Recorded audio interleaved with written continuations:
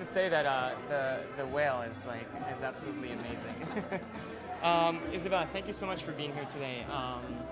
I just want to ask you a little bit about how sort of the Green Porno series came about and how you got interested in science to begin with. I was always interested in animal behavior, and the Sundance Channel, like all other television, are interested in how to use the web. So should the programming on the web be the same as the one on television?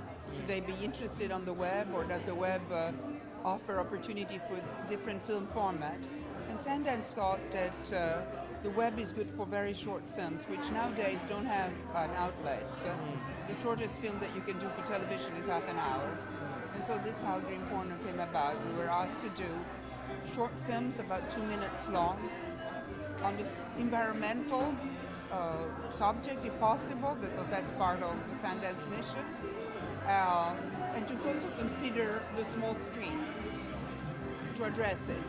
So that's why I decided to make it all like an animation, very strong colors, because when I looked at Walt Disney's or Chuck Jones, it looks very good on a small screen or on a big screen. But if you look at Apocalypse Now or Lawrence of Arabia, it'll disappear in a small screen. That's great. And tell me a little bit about, because these Green Porno series are really entertaining and they incorporate stories. They communicate different facts about science and about courtship, but it's all in stories. And we were talking a little bit about that handcraft, which is absolutely amazing. Tell me a little bit about how that came about, like to do something like that. We decided to make everything in paper because they are very low budget, and a friend of mine, Rick, who helped me produce them, knew of Andy Byers, who is a very good artist with paper. So I draw the basic idea of the solution of how to represent the animal, but then it's Rick and Andy that execute and also add an enormous amount of detail. So they take my costume and set to the absolute stratosphere. And the intention of the film was just to be comical films on the subject of science, mostly animal mating.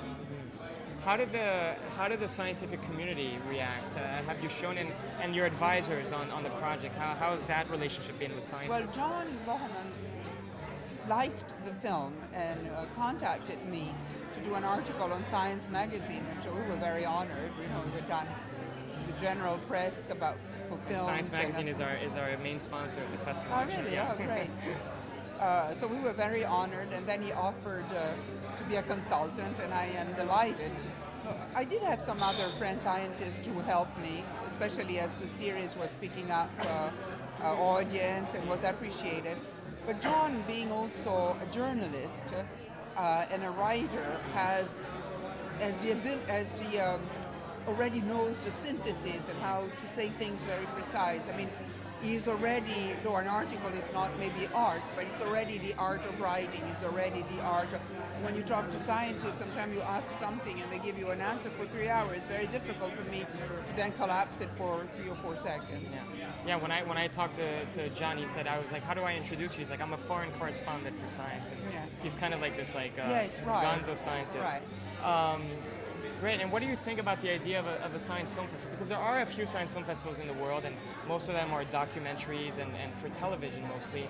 But what do you think about this idea of incorporating? When you tell people you make science films, either they think nature shows or they think science fiction. Well, because it's so limited that it's good to do more. It's good to imagine other things. So it's great to have festival, and also for me it's the opportunity to meet other people that are interested in the same field or about the same field, and it's true, all science or nature, has been generally has the same format of the documentary of the National Geographic of David Attenborough, Nova. They excelled so much that they sort of completely it exists only that voice. So the internet or the environmental interest or whatever opens up other voices, and that's important to have as many voices that we can have. Great. Last question, Isabella.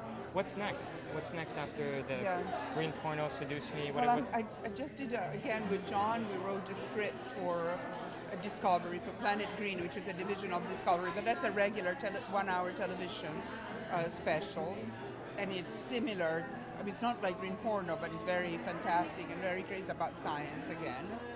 And then I don't know what else. I mean, I'm editing this, and we might do more episodes of green porno. We've done 28 now, so there's many. Or we'll take a break and think of something else. I particularly love The Fly because I worked on Okay. food science. But thank you so much, Isabella. Thank you. Thank you. Pleasure.